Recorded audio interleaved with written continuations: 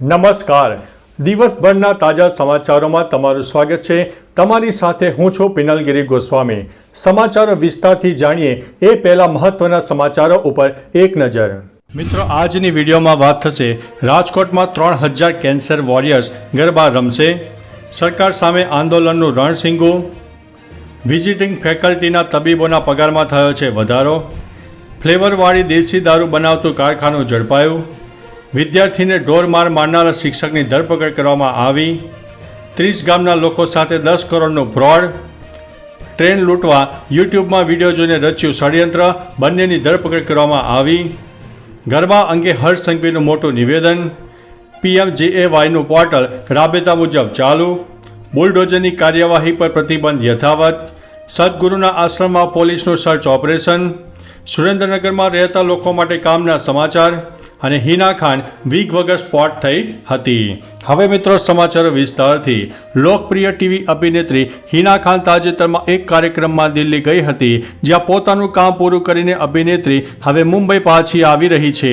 પાપારાજીએ અભિનેત્રીને Mumbai airport પર spot કરી હતી, જ્યાં અભિનેત્રી હુડીથી ચહેરો છુપાવતી જોવા મળી હતી. તેનો આ વિડીયો પણ સોશિયલ મીડિયામાં વાયરલ થયો છે. આ દરમિયાન હિના ખાન મેકઅપ અને વીગ વગર પણ જોવા મળી હતી. મિત્રો, અન્ય મહત્વના સમાચારની વાત કરીએ તો સુરેન્દ્રનગરમાં રહેતા લોકો માટે કામના સમાચાર સામે આવ્યા છે. સુરેન્દ્રનગરના તાલુકે મથકે ગ્રામ્ય પંથકમાં રહેતા શિક્ષિત બેરોજગારીને રોજગાર કચેરીમાં નોંધાવવાનું ચાલુ છે. સાથે બીજા કામ પણ હોય છે. હવે આ કામો માટે જિલ્લા રોજગાર કચેરીએ નહીં જવું પડે. જિલ્લા રોજગાર કચેરીએ તાલુકા મથકે કેમ્પનું આયોજન કર્યું છે, જેમાં શિક્ષિત બેરોજગારના નામોની નોંધણી, રિન્યુઅલ, વધારાની લાયકાત ઉમેરવી, વ્યવસાયલક્ષી માર્ગદર્શન સહિતની કામગીરી પણ કરવામાં આવનાર છે.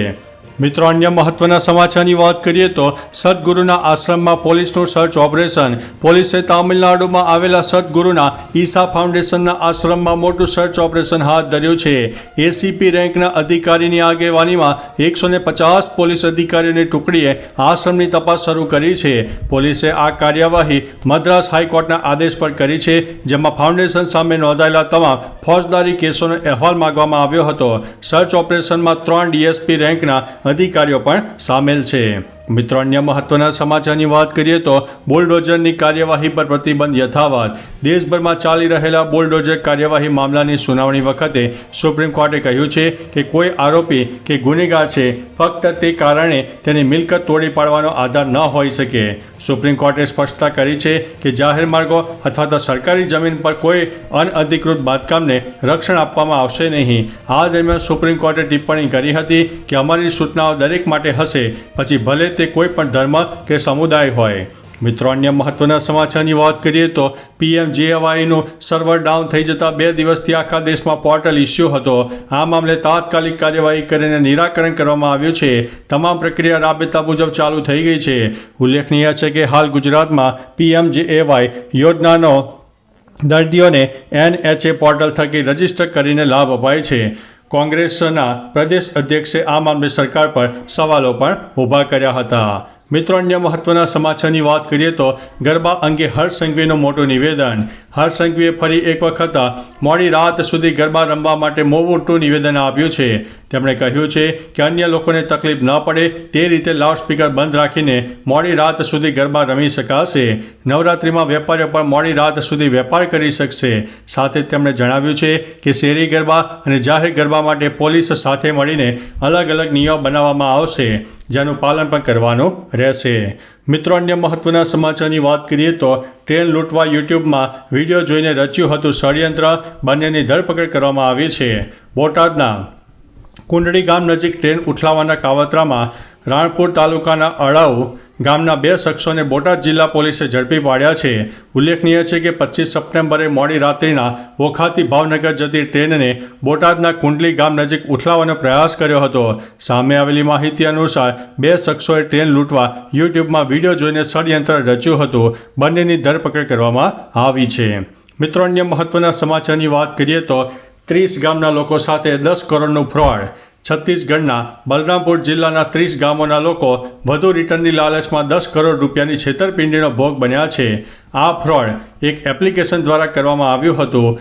એપ ઇન્સ્ટોલ કરીને લોકોએ 1000થી લઈને 7 લાખ રૂપિયા સુધીનું રોકાણ કર્યું. આ એપ એક વિદેશી કંપનીના નામે છે.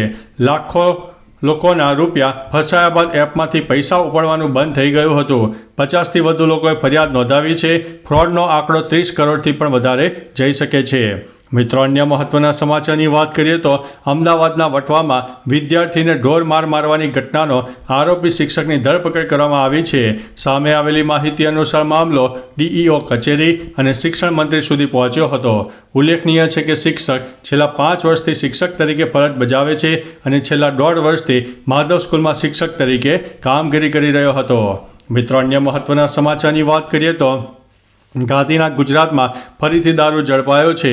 રાજકોટના માંડા ડુંગર વિસ્તારમાંથી દેશી દારૂ બનાવવાનું કારખાનું ઝડપાયું છે. પીઠળ આઈ સોસાયટીમાં આ કારખાનું ઝડપાયું છે, જેમાં વિવિધ ફ્લેવરમાં દેશી દારૂના પાઉચ બન્યા હતા. તેથી મહેશ કરમસિંહ ડાભી નામના શખ્સની ધરપકડ થઈ છે. કારખાનામાંથી રૂપિયા 24,000થી વધુનો મુદ્દામાલ કબજે કરવામાં આવ્યો છે, જેમાં 114 લીટર દારૂ સામેલ છે. મિત્રો, અન્ય મહત્વના સમાચારની વાત કરીએ તો સીએમ ભૂપેન્દ્રભાઈ પટેલની અધ્યક્ષતામાં મળેલી મંત્રીમંડળની બેઠકમાં વિઝિટિંગ ફેકલ્ટીના તબીબોને મળતા પ્રતિ વિઝિટ માનદ વેતનમાં વધારો કરાયો છે.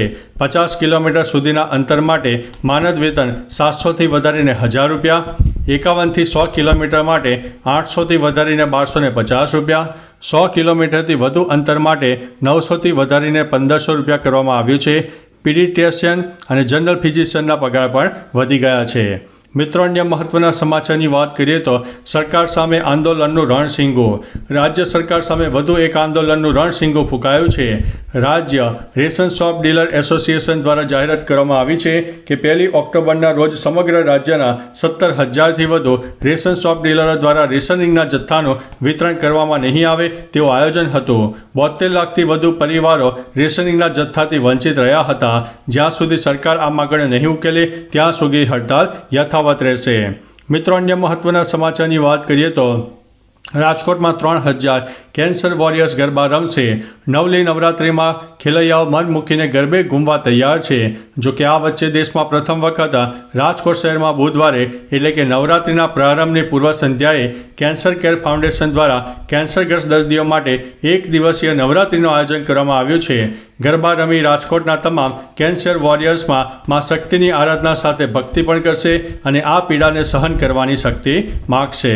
તો ચાલો મિત્રો, ફરીથી દેશ અને દુનિયાના સુપરફાસ્ટ સમાચાર લઈને મળતા રહીશો. ત્યાં સુધી અમને રજા આપશો. નમસ્તે.